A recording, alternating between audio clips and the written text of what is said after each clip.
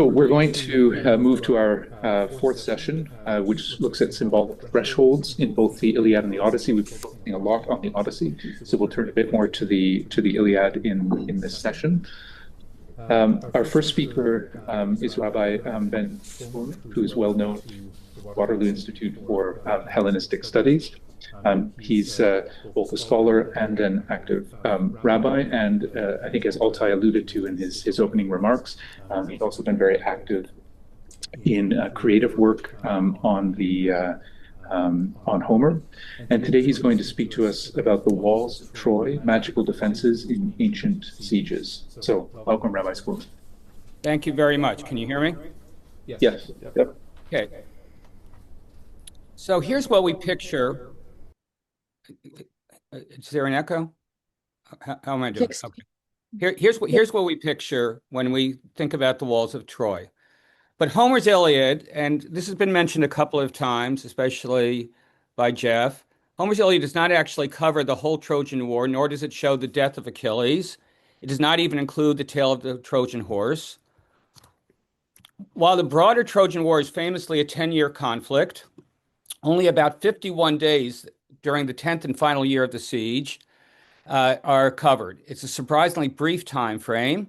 Because Homer isolates this specific brutal window of time, the point of the book is not to provide a history of the war.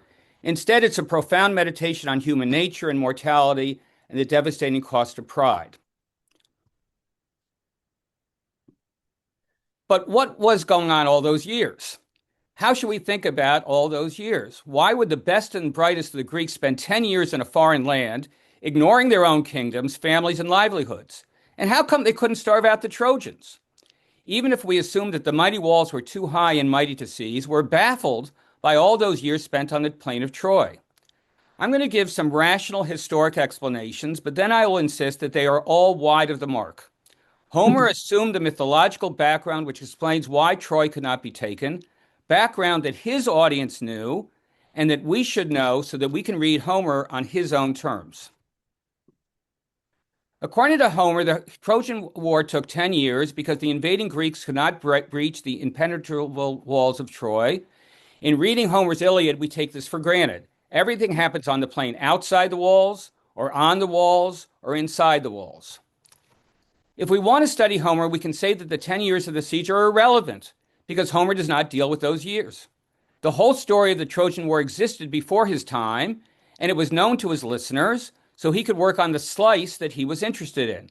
Again, he could assume that the story was so well known that he could make references to the background story.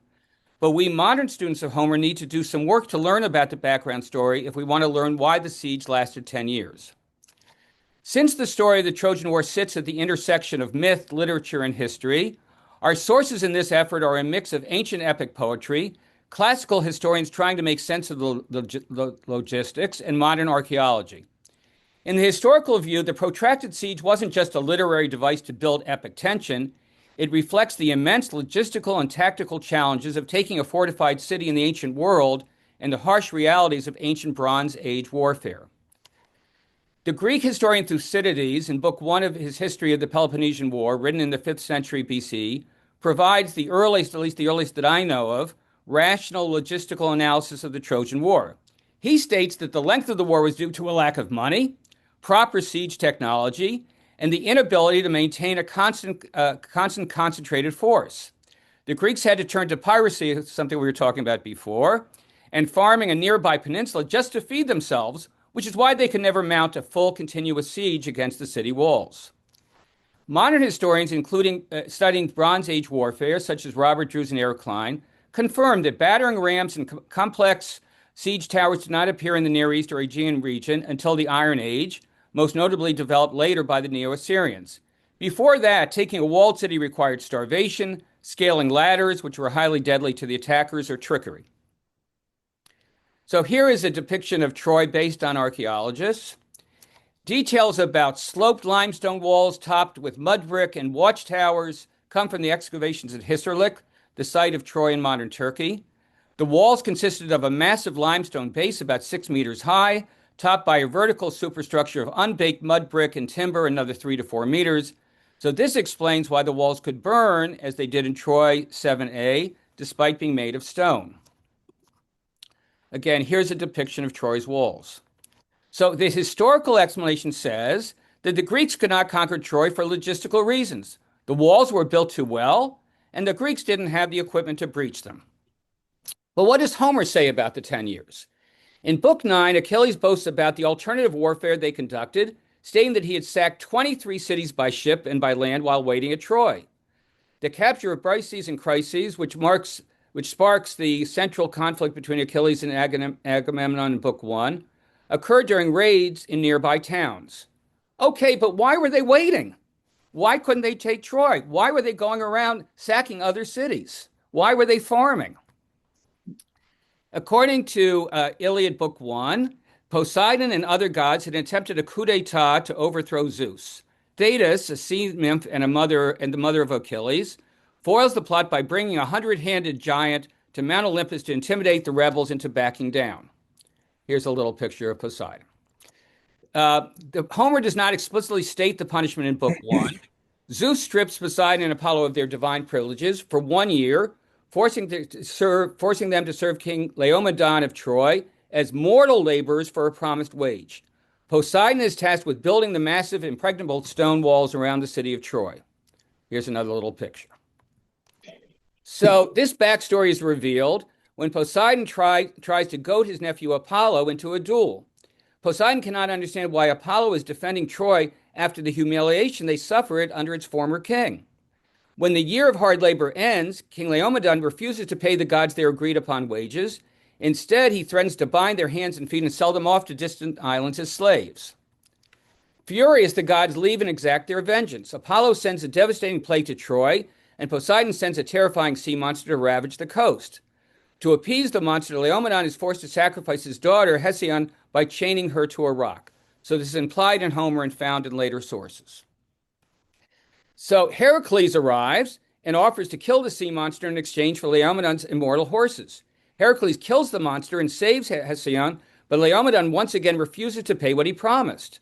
And now Heracles returns with an army, sacks the city, and kills Laomedon. We learn about this when Heracles' son, Tlepolemus boasts. Say it again? Tlepolemus. Thank you very much. Boasts about how his father sacked the city with just 6 ships. So what makes the 10-year siege even stranger is that in Greek mythology, there was a lesser-known sack of Troy a generation before the famous Trojan War detailed in Homer's Iliad. By the way, Heracles spares Laomedon's young son, Podarches, who's ransomed and renamed Priam, and who becomes the king of Troy during the events of the Iliad. Agamemnon, so here is a misplaced rational explanation. Agamemnon's forces, on the other hand, arrive as a massive disjointed coalition. The sheer scale of the Greek army creates a logistical nightmare. They spend a decade dealing with disease, securing supply lines, raiding neighboring towns for provisions, and managing the harsh realities of wintering in a hostile territory. Furthermore, by the time of the Trojan War, this explanation says, King Priam has spent decades forging alliances, meaning the Greeks weren't just fighting Troy, but a massive unified coalition of forces from across Asia Minor. But in Homer, there are attempts to storm the walls. It may seem like the Greeks do not try to assault the walls of Troy, but I can count 5 attempts that are mentioned. There's a poignant and tactically revealing moment in Book 6 during the famous meeting between Hector and his wife Andromache. In her desperation to keep Hector from being killed in the open plains, Andromache begs him to stay on the defensive and station his troops at a specific weak point in the city's defenses by the wild fig tree. Andromache warns Hector that the bravest of the Greek forces have already launched 3 massive assaults at this specific spot. She specifically names the elite Greek champions leading these charges: Ajax the Greater, Ajax the Lesser, Idomeneus, the king of Crete, Agamemnon, Menelaus, and Diomedes. She notes that these leaders either attacked the spot because a prophet or seer told them it was a vulnerability, or simply because their own battle-hardened instincts drew them to the weakest point in the wall. The wild fig tree serves as a crucial landmark in the Iliad. Andromache points out that this is where the city is most open to attack and the wall is easiest to scale. It grounds the mythological city of Troy in realistic military architecture. This detail grounds the epic in tactical realism. Even a divinely constructed sacred wall has a physical weak point, and seasoned commanders will continually probe it using localized, concentrated assaults rather than overwhelming the entire perimeter. And the most explicit evidence of the wall's magical nature occurs when Patroclus, wearing the armor of Achilles, attempts to scale it. This is the closest that the Greeks get to taking the city within the Iliad. Wearing Achilles' army, Patroclus routs the Trojans and drives them all the way back to the city gates. Patroclus actually attempts to scale the walls. He charges the angle of the towering wall 3 times, and 3 times he's physically thrown back by the god Apollo. He's not stopped by Trojan arrows or by the mighty wall, but by a god standing on the ramparts. Thrice did Patroclus set foot upon a corner of the high wall, and thrice did Apollo fling him back, thrusting against the bright shield with his immortal hands. The barrier here is not military, it's a spiritual rejection. Apollo tells him, give back. It is not fated. The wall is the line where humans collide with divine fate. This scene highlights a crucial aspect of ancient city defenses in the mythic tradition. Troy's walls are not merely physical barriers, they are deeply sacred, and they possess an apotropaic divine defense. Because they were built by Apollo and Poseidon, mortal force alone cannot breach them. Apollo's intervention is a literal manifestation of the wall's divine impregnability. Patroclus is only stopped when Apollo warns him that it's not his destiny, nor even Achilles's, to sack the city. We hear more about the walls of Troy in Iliad Book 21, when Achilles, a demigod, gets closer to them. Why now? Because it is at this time that divine powers are needed to withstand his superhuman strength. This is where we learn, only at this point in Book 21, that Poseidon built the walls. Priam, standing on the city towers, is afraid that Achilles will leap the city's fortification. The divine construction is needed to repel Achilles' destruction. So there's a wonderful book that I hope some of you know by Stephen Scully called Homer and the Sacred City, and he addresses the historical discrepancy regarding the massive walls of Homeric epic in a seminal work that fundamentally shifts how we understand the polis, and the Iliad. Instead of viewing the city merely as a military target or a political settlement, Scully argues that Homer presents the city as a cosmic and theological center, the only place where human life has meaning, permanence, and proximity to the divine. So Scully argues that the city-state, the polis in the Iliad and the Odyssey, is not merely a physical backdrop for the action, but a profoundly sacred institution. The Homeric city represents the ultimate human achievement, an attempt to carve out a space of permanence, order, and civilization in a mortal and chaotic world. The city is the place where human society and the divine most closely intersect. The gods are deeply invested in the survival or destruction of these cities because the polis is where cults, sacrifices, and honors are maintained. Scully places immense emphasis on the city walls. In his analysis, these structures are not merely military fortifications, they serve a deeply symbolic and apotropaic function. The walls delineate the sacred ordered space of human culture inside from the wild destructive forces of nature and warfare outside. To breach the wall is to shatter the cosmic order. The walls were built by a god, but part was built by a mortal. And there was a fig tree, which was a weak spot that the Greeks knew all about. And Patroclus might have climbed the walls if a god had not been on the spot at that moment. The details are really confusing. The walls could not be breached, but they could be breached in a certain place, or if the god wasn't there to repulse the attacker. So I go back to my question, why did it take 10 years? Because that was the mythological construct. Just as the city was sacred, so was the canon of myths. So was that mythic fact. The mythic fact of a 10-year siege could not be breached. So if the pre-existing Greek mythological system and oral tradition formed the roots and the trunk, Homer's works function as the branches. What were the deep roots? The Mycenaean history and inherited myth, long before the Iliad was composed, there was a real Bronze Age world with its own geopolitical conflicts, defensive city walls, and complex trade routes. Intertwined with this historical reality were ancient inherited religious beliefs and an established pantheon of gods. What was the massive trunk of the tree? The oral tradition. For roughly 400 years during the Greek Dark Ages, Generations of bards memorized and remixed and passed down stories of a monumental heroic past.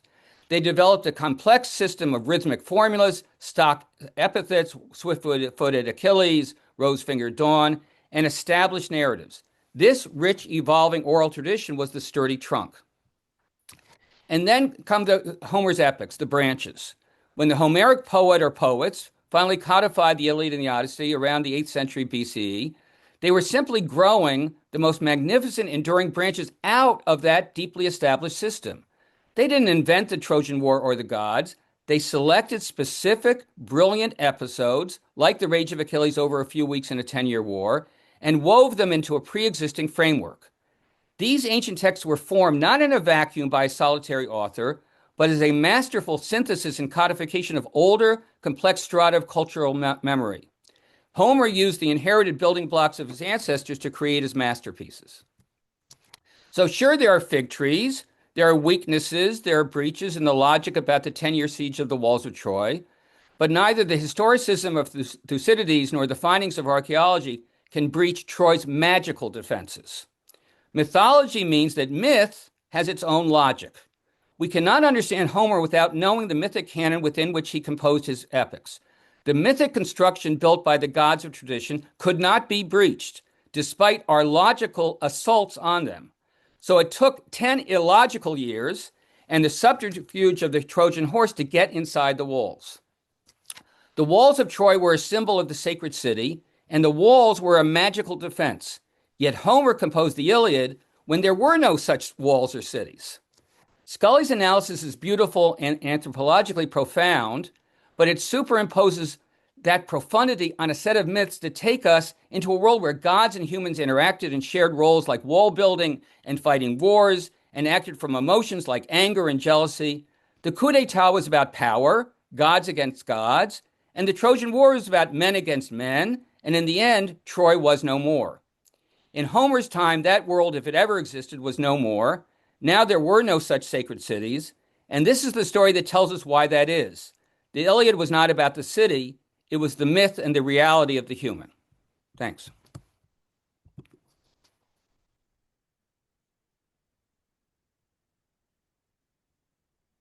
Thank you very much. So I'll open up questions to the floor. I'll start. Thank you very much for your paper. It's very interesting. And I like your distinction between myth and history. I'm not an archaeologist, and I don't know how many people here work with archaeology. I've been fascinated by, over the last few decades, the archaeological work at Hissarlik, but I haven't been convinced by arguments, which have been pretty strong over that period of time, that the destruction at Hissarlik was really the destruction of Troy, that there was a real historic Trojan War. And I know this is not central to your argument, but I'm just curious, or maybe I'm curious about other people in the room, whether there's disagreement about this, or there's archaeologists who are convinced about the physical evidence for a Trojan War. Well, let me say two things. First of all, I was just trying to bring that evidence to show how people try to explain why it took 10 years. Okay, I don't believe any of that. That's my point, right? It's that historicism of trying to use archaeology. I did a lot of archaeology in Egypt for a while, and archaeologists will say, "Well, what do we want to find?" And then they sort of find it. So I'm not convinced at all. I was trying to say that this kind of thing is wide of the mark. But what do I really think? If I really had to answer your question, I would say there's probably some historical germ, some historical kernel, that then eventually developed and was elaborated into what we call the Trojan War. Or it's some cultural memory of, one region against another region. But I don't really believe in the historicity of the Trojan War. Okay, I would agree with your third position there. Thank you. Yes, Ivana, please. Thank you. I think it might be relevant here to pull other information about 10-year-long wars from early Greek epic. And there's one that immediately springs to mind, the War of the Olympians against the Titans, 10 full years. So there could have been some idea about the significant conflict having to take 10 years. That's very nice. I did not think about that parallel. That works. That's great. That's probably where the 10 years comes from. That's great. Thank you. Yeah. So there's that scene early in the Iliad where they explained the war took that the Greeks knew they were going to be there 10 years because Agamemnon's prophet had seen a snake devour a series of chicks and eggs, and hence when it was all decoded by the priests, they said, well, it'll take 9 years there, and in the 10th you will take the city. Would that be a passage that was added after the fact to the story once the events that they decided it was going to be 10 years? Or is that just a non sequitur that really isn't part of our concern? I had not thought about. Great point. My guess is it's an attempt to answer the question that I'm asking. Why did it take 10 years? Because it is illogical. The point that I made at the beginning, everybody, think about the catalog of ships. Think about this is all the best and the brightest, all the kings. They're spending 10 years in a foreign land. What's going on back home? And we find out in some of the plays and things, right? But it's so illogical. So yes, I think that might have been put in at some point. I don't know enough about the composition of the Iliad, to know about later strata and earlier strata. But whatever it is, it's an attempt, as you're saying, I think, to answer this question. Why did it take 10 years? Thank you, Ben. There's a lot that's interesting in your arguments. Different parts in different ways are very interesting. What I'm not managing to do is bring the pieces together to support the conclusion, but possibly I've not been attentive enough. Why is it that after completing the 10 years, it's kind of demonstrated that the gods had been there in the world protecting cities, and why then after the destruction, it's kind of an explanation that the gods are gone and humans are left to themselves? Or have I completely misunderstood that? I think that's how I understood your final. No. What I'm saying is, historically speaking, right, during the at least according to the historians I read, you didn't have big cities in around the time that Homer was living. I wasn't saying anything about the gods or not the gods. That, in other words, and Scully makes this point over and over again, that Homer was talking about this major city of Troy at a time when there was no such city. It was the idea of that kind of city, what he calls the sacred city, was a distant memory. I wasn't saying anything about the gods per se. So I was saying, but if that's true, wouldn't that be interesting that Homer's writing at a time when these things don't exist, writing about something that did exist, as a grand mythological picture of the past? Okay, yeah, that makes sense. That makes sense so far. And you have not tried to make an argument around the protective force of the sacred side of the wall, because we know quite well about what the Romans called pomerium, learned from the Etruscans, and the Etruscans, of course, learned from the Greeks, and they learned from the Near Eastern civilization. So yes, very important sacred functions, protection, and whatnot. How firmly or do you think that the Iliad, or say the Trojan War cycle, is meant to express any kind of belief? Yes. In this protection? Yeah. What I call them magical defenses, right? Apotropaic defenses. Yes, that just like Poseidon, built this wall. The gods were involved in wall building. I could give you 6 examples from the Bible, right off the bat. This idea of it really goes back to something very, very primal.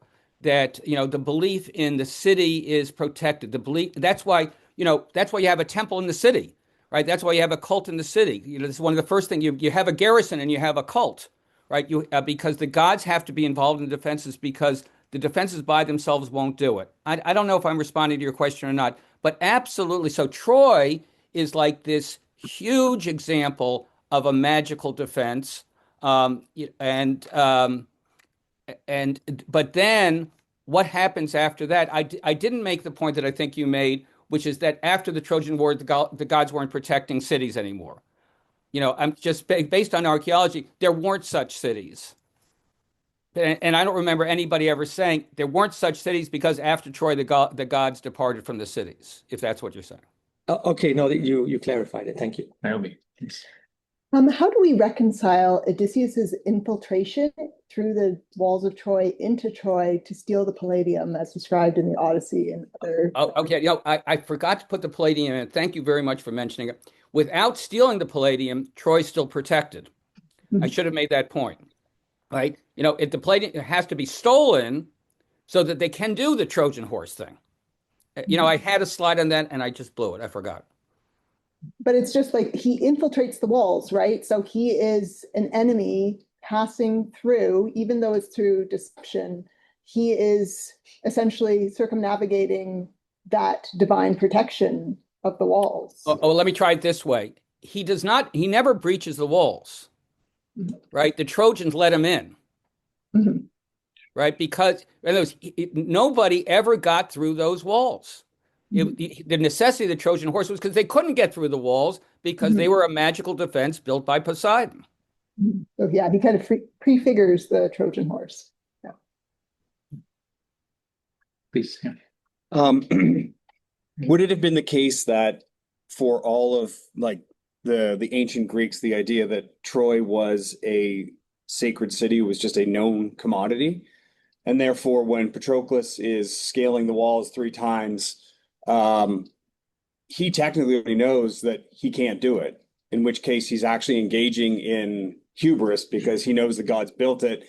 Apollo coming down and knocking him down, as you said, 3 times.